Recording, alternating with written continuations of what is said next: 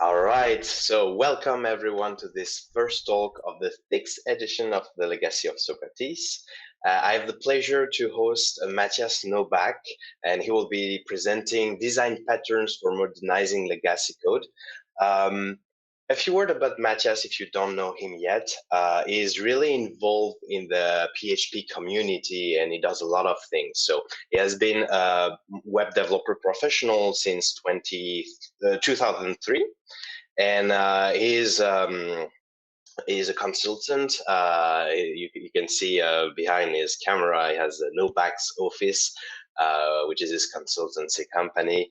And personally, I discovered him through the many talks he did, and also I need to show it because it's one of the few physical books I have. It's Advanced Web Application Architecture. I got it last year.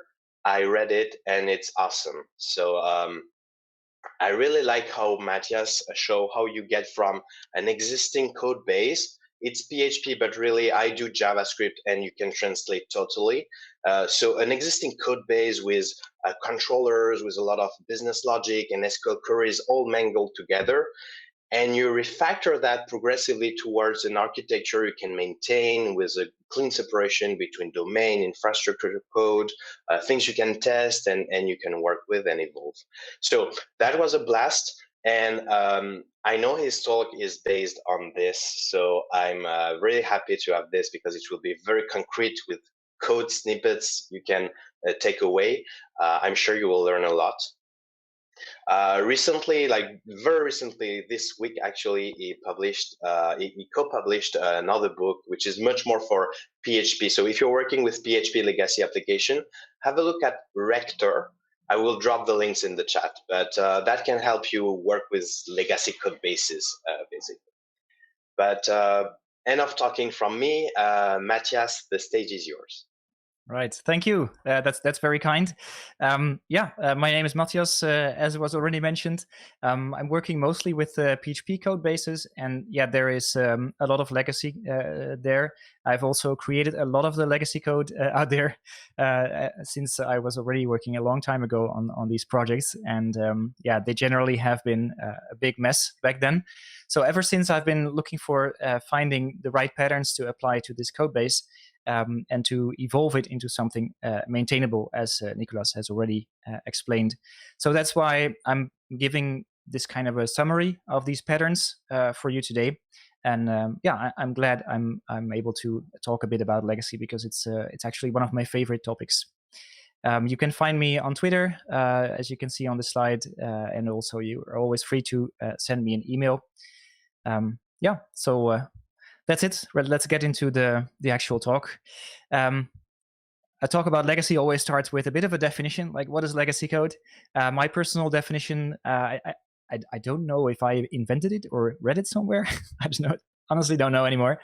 But it's code that nobody feels responsible for, right? And another way of saying this is that it's code that nobody dares to touch anymore. Also known as somebody else's problem. But I think a more common definition is something that you already know, which is based on Michael Feather's book on legacy code. It's code without tests. And well, the first question is, why is this a good definition? Well, I think this has to do with again this being scared of changing this code because there are no tests and you have no clue if what you are changing is breaking stuff. But for me, an important question is also why aren't there no tests? And well, in practice, this turns out to be to have one very simple reason. It's that developers are bad at testing. Sorry to say that. I don't even know who's actually listening at this point, so it's never meant as a personal insult or anything. But it is just the case, and that's because people learn to program and they start programming and they do this for many years and they do this in the way that the frameworks teach them using their documentation. But then only several years later, they will think about, well, how can I write these tests? It seems that testing is a good thing. So how to do that? But by then they already have so much experience with programming that they will feel very much like a newbie when they start writing these tests. So they aren't good at it and they have to really invest a lot of time learning. And at this point, like two things could happen. Either they do invest the time to learn, or they just let it go, like no tests. It's just too much work. It's slowing them down. Another reason is that code is generally hard to test, and that's it's not just the developer's fault. It is just really hard to find a good way to test code in the first place. But when code is really hard to test, the code will also not be tested. And this is like a self-reinforcing loop where when you don't test it, the code actually becomes even harder to test because nobody thinks about the testability anymore. And this is the point where companies or teams will say, well, we need to have something in our definition of done about tests. Like our programs should have tests. Whenever we deliver a new feature, there should be tests. So it could be like this single bullet point where I'm done if this thing has tests. But then comes a discussion like, well, do we need 100% code coverage, or would maybe 70% be all right? Like, can we find a good number there, because it's going to cost us too much time, and yeah, we have to be quick. So yeah, that's something that's really hard to make it part of done. It's not something that you can put a check mark in a box like I have tests.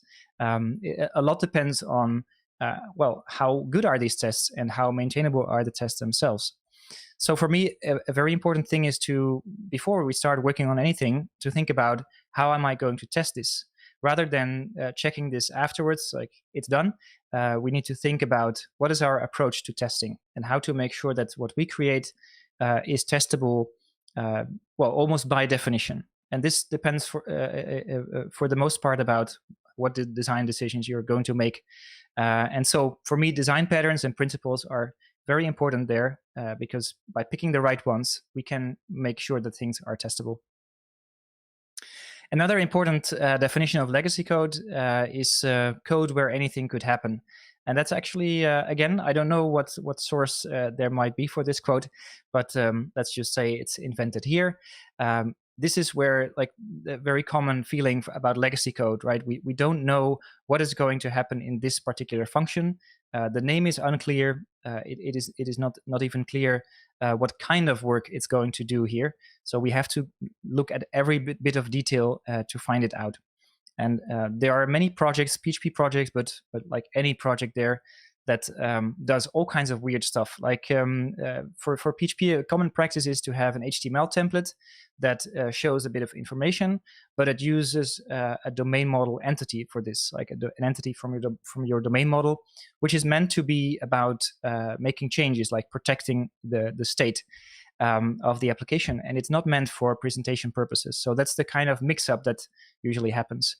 Another thing that could actually happen is that an entity, again, from your domain model, might be able to send an email if it likes. It could reach out to some kind of service locator and find the mailer service and then send an email, maybe even generate a PDF before sending it. That's just a very, very weird thing to happen. Like if you look at the entity, it's a very surprising thing if that could happen. So this definitely makes it legacy code. Like it has surprises to you. And the same goes for one of my favorite issues with design is it's like the active record pattern, right? Where an entity can actually save itself to the database or load more things from the database. And this is really mixing different kinds of responsibilities, like protecting state, but also mapping data to an external data store and actually actively communicating with this. And this all comes with different trade-offs. Like we can say we want this to be possible in our code base. We want to be flexible. We want to be fast at certain things. We want to be able to create an application real quick without thinking about dependency inversion or anything like that. But the cost is maintainability, because again, the legacy code is the code where anything could happen, and we can't be sure whether or not something actually is going to happen. So maintainability is at stake here. And this is also nicely phrased by Michael Feathers in this article about negative architecture, very, very interesting one, where he talks about how important it is to know that certain things definitely cannot happen in certain parts of the code base. And when I'm talking about design patterns and design principles, this is what I'm trying to establish in my code. It's the notion that when I see an entity, certain things can and certain other things can't happen there. Yeah, and so it's a way of establishing clarity in boundaries. Like this is there, and the other thing is there. So you know where to find it, and you know how to create these things once you follow the patterns themselves. So this is a simplified list of the patterns. There may be some other related things like domain events or domain-specific exceptions. But yeah, like roughly speaking, these are the patterns that we can use to take a legacy code base where everything can happen anywhere into something that is more manageable and more understandable. Like you read the code, you understand what's going on. So this is just a code fragment. It's from a training program that I have about a Meetup clone. So it's well, clone is it's a bit much, but it's a very simplified form of being able to schedule a meetup and then showing meetup data on a page, like for people to sign up for. And it's very common for PHP applications to do this kind of thing where we have an array. And like in other languages, this is known as a map. So like a key value pairs of data. In this case, just a database column and then the value for this column. And what happens is anywhere in the code, we can just do an insert into the database directly. We can just do an update or a delete or whatever we like, because we have access to the database connection. And this is even using some kind of a database abstraction already. But yeah, there will be many projects that have just SQL queries all over the code base. So that's going to be an absolute mess. And there are certain problems with that anyway. Like there are similar things happening in different parts of the code bases, but they are not done in a uniform way. So this update query might update that column, the other one also that column, but some other column as well. And it's not very predictable. So we have to look at all the queries to find out what's going on. There is no clear representation of like what is actually being done here. It's just technology, it's just queries. There are no words from the domain even. It's sometimes like really just abbreviations. And yeah, it's just very hard to work with. Furthermore, because everybody is just able to insert and update things into the database, there is no real protection against bad state. So the application tends to have a lot of corrupt data in their database, sometimes even meaningless data. And that's because the validation is totally optional. We have to do form validation and then save something to the database. But, well, in some places there is no validation. It's just like direct inserts, in particular the places where developers are the only people known to work with the database. So yeah, this is quite a mess. And the solution is, like in many cases, introduce an object. And well, what kind of an object? Of course, it has to be the entity. But then defined according to sound principles. And we can turn to domain-driven design for this. We can find out more about that in this nice book by Eric Evans. The main idea is that an entity is an object that can protect your application state by verifying certain invariants. So things that are always true about the data that is living in your application. Furthermore, it also defines an explicit API. Instead of allowing any change to happen, you can now only make certain changes that you as the designer of the object have explicitly enabled. So in the most simple form, an entity will be an object with a constructor and a number of required arguments. And then there you can have some checks, like the name should not be empty, the date should be in the future, and any kinds of these checks can be made in the entity. And of course, the idea is for an object that you can only construct it if you use it in the right way, if you provide the right data. And if not, then you throw an exception. And this means whenever you have an instance of this object in your code, it's guaranteed to be a correct object. Like the data is good, it's in a consistent state. So that's a very good thing for legacy code. As you might understand, like there are fewer things that might happen to this code than when you were just having these update and insert queries. And in terms of this API for the changes, some things that are changing is that instead of doing direct updates to the table, you can now call a method on the object. It changes a field, and then you can map the data back to the database if you like. But everything is guarded by the object itself. Next to the entity, we need a repository. And this is quite different from an entity that can save itself. We always need a repository to save the entity. And we also always need a repository to load the entity by its ID. And the repository is responsible for generating identity. And this is another thing that happens a lot in the PHP world. We will have entities without identity. only when it comes back from the database, like in this example where there is a last insert ID, would the entity finally have identity. But when we start using the repository, we can rewrite this a bit. It can have identity from the start.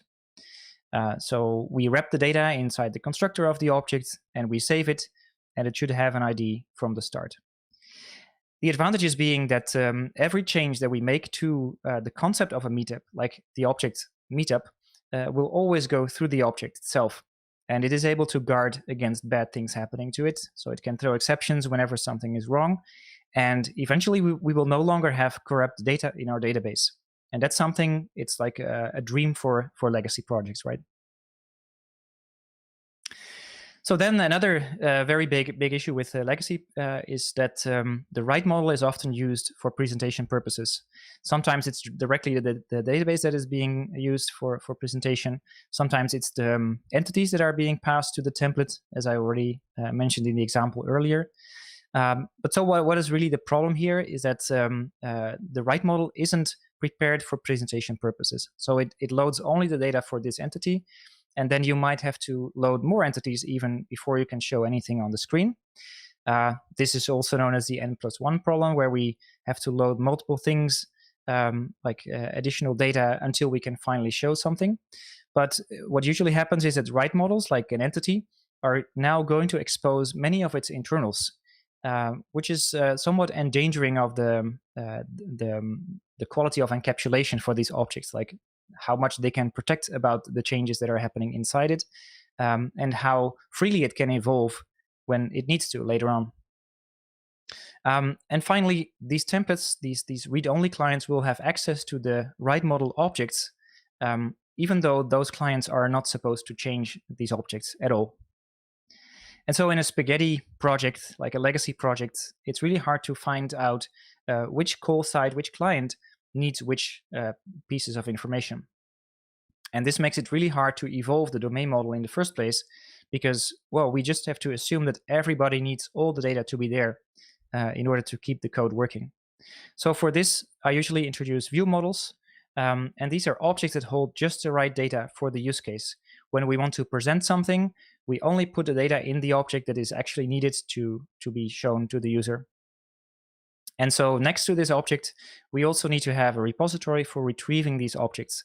But this is not the same as the write model repository. This is a view model repository. And so having these different kinds of objects yeah, really clarifies the code a lot. So this is the Meetup for list, like a simplified version of the Meetup entity that we could use for presentation purposes. And we can have a meaningful method there to say that it's not just loading entities and then doing some filtering there, but we have a separate method that shows upcoming meetups, like the meetups that are still in the future and that are ready for showing on the page to the user. And so we can hide a lot of the queries, a lot of the technology parts behind this view model repository method. And yeah, this makes it possible to move all of the stuff that is happening in the controller and to basically summarize this as a single method call that gives us exactly what we need for this use case. And this works particularly well for legacy applications. We can now make sure that the data that we want to show is actually there. The clients themselves don't have to load other data from other repositories. And the view models can evolve in any way that is needed for any of the use cases. So then the next problem to me that I usually try to solve is that the things that we want to change are not reusable. So we want to do certain things to our entity, but we can only do this in a web controller, for instance. Like in this controller where we have to create the Meetup object ourselves and then save it to the repository. And this is already quite nice because the entity can protect against this bad state, as we discussed. But yeah, we will still find a lot of those steps copy-pasted, right? Some examples where the web page does the same thing as a cron job does or the API endpoint does, but it's really just copy-paste with like one small change there. And this means that even though it's the exact same thing that is supposed to happen on the web as well as on the CLI or anywhere else, this is not a reusable function. So you can only use it if you use it through the web. And I've also seen PHP projects where a cron job actually makes a web request to establish this same, or to accomplish the same job. So it's not reusable, and it's also not testable. Like talking about how to make things testable, for sure, if you're doing it in the controller, it's not testable because you always need the entire framework and the entire web server to be up and running for you before you can test it. So there's a very simple solution, which is to extract the class, again, from one of these good books by Martin Fowler. It's a very simple thing. We just move a bit of code to a different class, and that's it. But it's a very powerful move. So in an application service, this is the extracted class, like the application service. We can create or modify an entity and then save it to the repository. So we basically see the same steps as we saw before.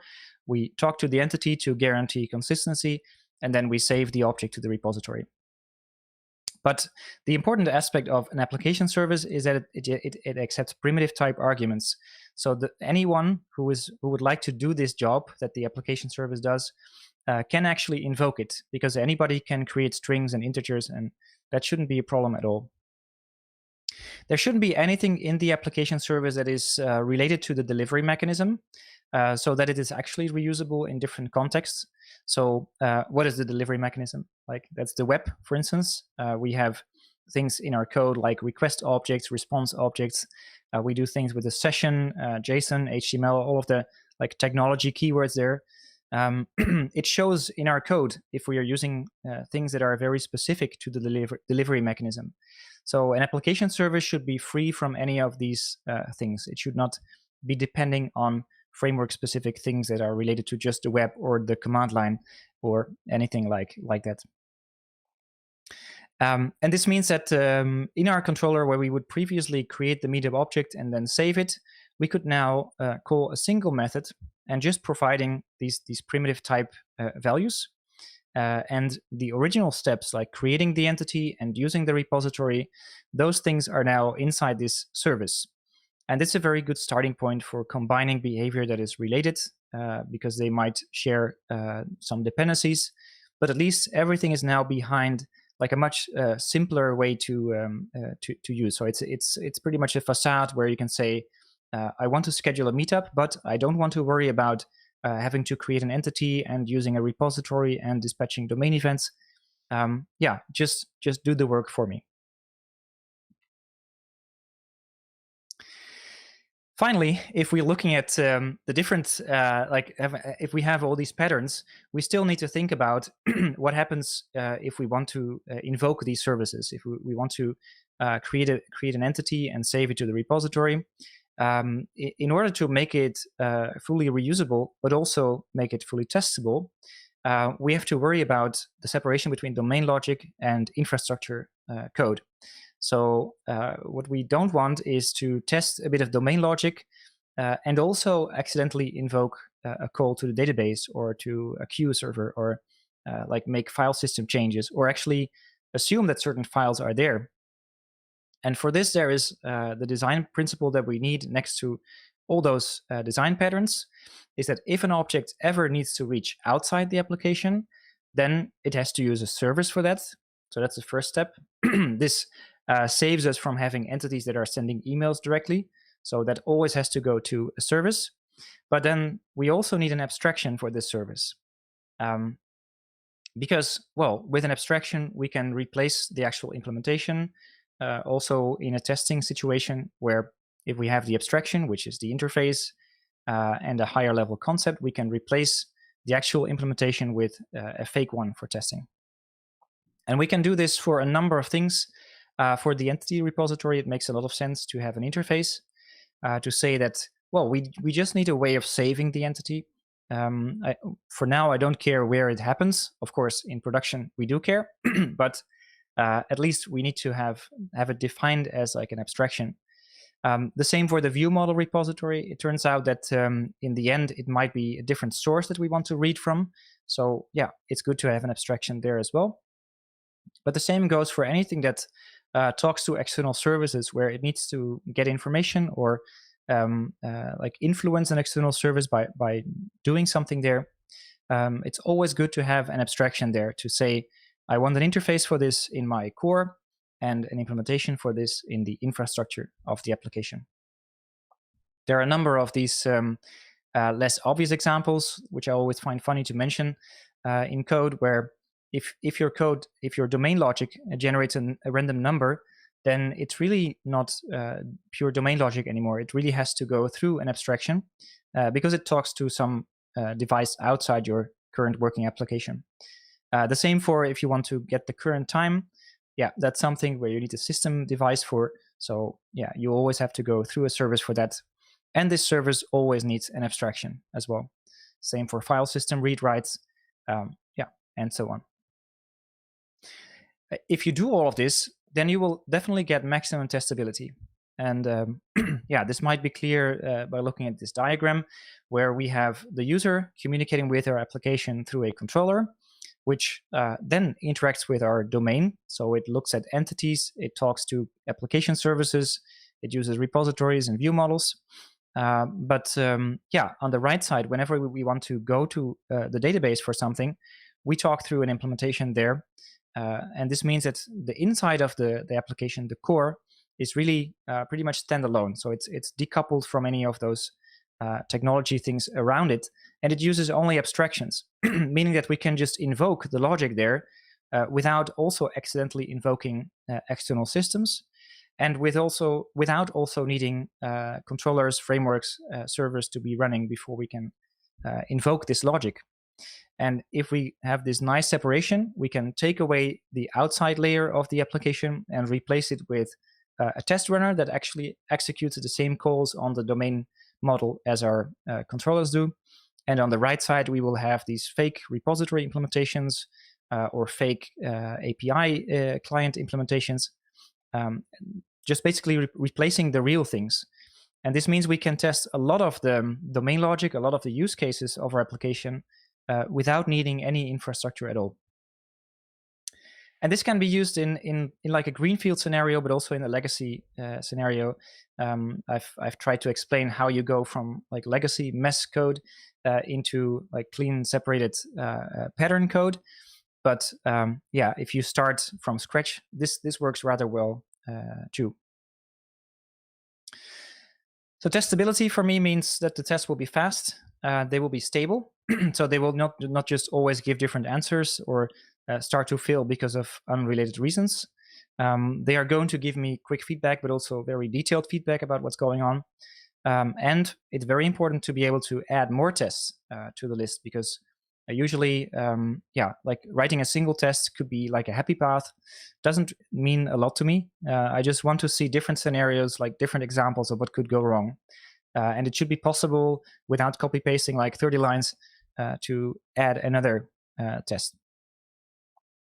So back to the beginning where we talked about legacy code as code without tests. And why was that? Because, well, the code was hard to test, so we didn't write any tests.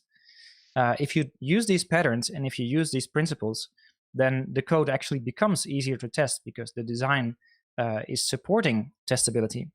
And yeah, in my experience, in this case, the code will be tested because it's not just such a pain to do it. And while you're testing your code, you learn other ways to make testing even easier, even nicer. So testing in this case actually becomes fun. And then back to this definition of code where anything could happen, I think that's another very important one. Now that we have these patterns, we actually know what could happen where. So an entity and an application state are able to manage the application state. An application service will be able to manage an application state. And this is their job. They don't do anything else. They don't do surprise like PDF generation things. The view model is only used for presentation. It cannot be accidentally used to change data in the database. Then services have abstractions, and they will be used for doing all of that weird stuff like talking to external services, external systems. So now we know if we have these patterns and we can structure them in our code base and we know what's there, as the reader of the code, you won't be as afraid anymore of Like, is this code doing anything weird? No, there will be fewer surprises, and we know exactly what's going on because we are following patterns here. And yeah, this is my bold claim. If we try to do all of this, then we'll produce no more legacy code, right? We know how to structure things from scratch, like when we are working on a new module.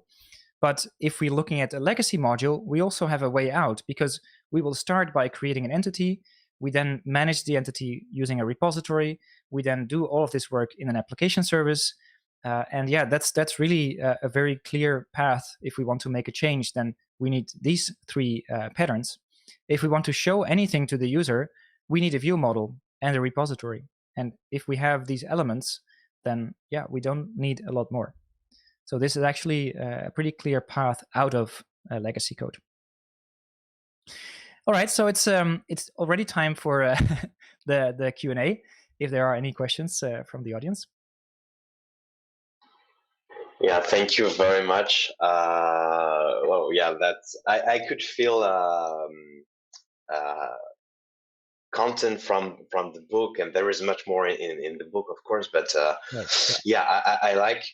Sorry, I like how you have structured this, so it actually makes sense and it's very usable. Thank you. Great. Thank you.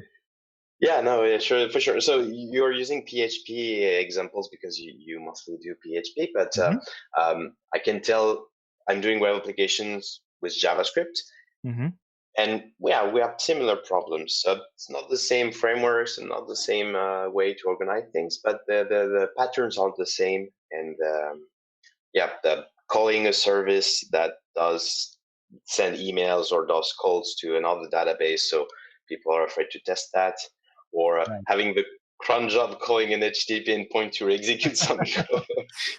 That's nice. Yeah. Yeah. And I mean, all of those frameworks are pretty similar, even within different languages. So yeah, they all produce the same kinds of applications where there's a web request handled by a controller, and then we do some changes, and it ends up in the database. But like, how to structure this process? Yeah. Often I feel maybe it's because PHP is a bit more mature than JavaScript on this, but I feel we don't have enough guidelines, and so people have to reinvent how to organize their code because they don't have like we don't tell people how to do that and make it maintainable outside the basic tutorial and small applications. Right. Yeah, but that's another problem. Like in all the ways, like we can do education and show something, and it's working for a small application, and it's fun and it looks great. But how does it scale? Well, in my experience, this approach scales, in fact. So that's a good thing. Yeah, that's a good thing. Yeah, thank you. Okay, so I'm gonna have a look at the questions. Yeah, we have a few minutes for questions, so don't hesitate to add more. And okay, I will start reading what we have. So, do you have any tips for keeping view models and entities in sync, especially when you get large models? It goes against the dry instincts of developers who keep them separate and leads to a lot of duplicated code. Okay, so having the view models and the entities, I think I understand. People usually they put everything in the same model because they think I should not duplicate some logic and everything should be in this entity. So do you have any tip for breaking that instinct and separating these two while keeping them in sync? Well, what are your comments on this? Yeah, I mean, there will be different techniques for doing that, but the simplest one is to just use like the same data source, and that's something I do all the time, where we have the entity, it's somehow stored into the database, and so when I create a view model, I use that same database, right? I just get the data there and turn it into a view model object, and that's really the first step that you can do. What needs to be changing here is that it's not the same thing. So a view model is always in support of a particular use case. It's not like you're creating the entity all over again. It's just only an object in support of this use case of like showing something on the screen, maybe adding some related data to it. So that's like a simple trick to get you into the mindset, is to find a different name for it. In my example here, there is a Meetup entity, which is the concept from the domain, but then there is a Meetup for lists. Or upcoming Meetup, right? We can have all kinds of specific names for the view model that gets us into the mindset of this is not a Meetup, and yeah, that's the first start. In the end, the worry might be that yeah, like we will have so many objects in our code base, then it becomes unmaintainable on its own because we are trying this approach of separating right from view models. So then you can always look for reusability there. Maybe you can combine certain view models because they are actually the same thing, only there's one field that is needed for this particular use case, and the other field, well, you know, that there isn't that much of a danger there. Like we don't have to have one view model for every use case, but it's a good starting point to like get yourself in the right direction to create more view models, because generally speaking, there are not enough view models. Yeah, I have the same experience, and I would say that, yeah, as you said, generally people are afraid of having too much and too much classes, but in general you don't have that much, and it makes it easier to delete code when the use case is changing. So you can just throw away that code. And yeah, I mean, I've seen one project where there is this really big one, like big entity, and everybody is using it also for view model purposes, and it becomes like impossible to change anything there because so many things are using it. Everything will break, and if every use case has its own view model, then yeah, you can just remove it and nobody will notice. Yeah, it simplifies the big, when you have this big entity used by everyone, you need like a dependency graph to visualize, okay, if I change this, what will be impacted? Exactly. And that's I hope that answered the question, Gabriel. And if you have hard time explaining that to others, so you can use that, like use a different name as Matthias suggested, and maybe also think about this as like it's a different projection of the same data. Right. So people are familiar in general with projections of database, and yeah, you can think about this like this.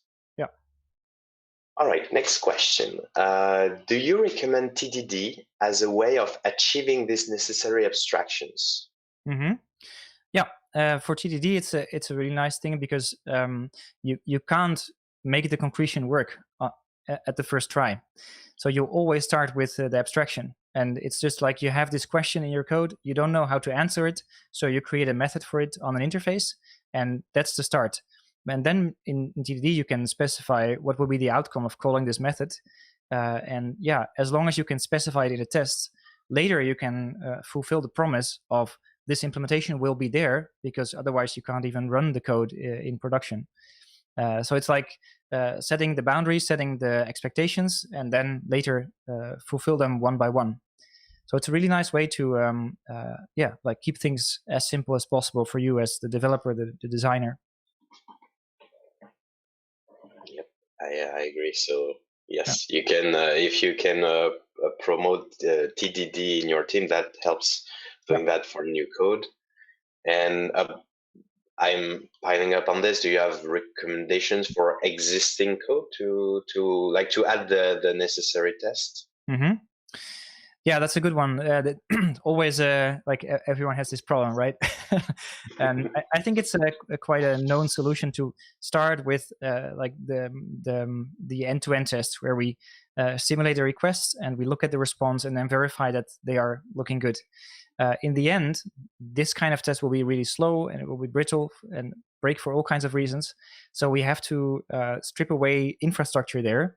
And yeah, that's the point where you first have to introduce these patterns before you can do that.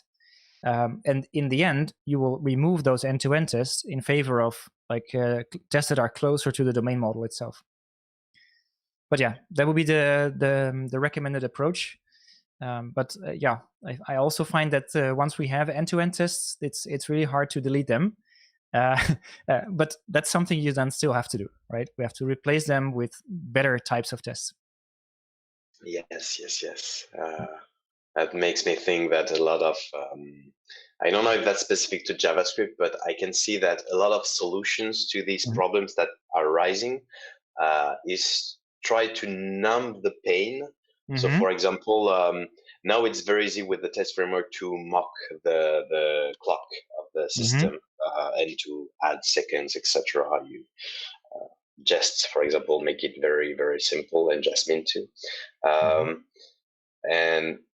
And Cypress is doing a good job in doing end-to-end tests on the browser, but that's interesting to see the different path. And do you try to numb the pain of having the infrastructure coupled with your code? Or do you take a better approach to organizing your code in the first place so you don't have the pain at all? Yeah, well, and there's an interesting balance there, because and this is coming back into the testing pyramid discussion as well. Every now and then it comes up again, like, do we really want to have like this big body of unit tests there, and then a few higher level tests, and even a few end-to-end tests? And I think once you have this approach of using design patterns and principles for the core, and you end up with a decoupled core, you can test so much of your domain logic directly against the core, like this abstracted inside, like the internals of the application, that you don't have to go all the way to the request and to the response again. But at the same time, I still find that learning how to test is easier by learning how to unit test, like just the small parts. So teams are usually stuck at this, where they have lots of unit tests and don't know how to move up to a higher level perspective, or they have too many end-to-end tests and they don't know how to get closer to the domain model again.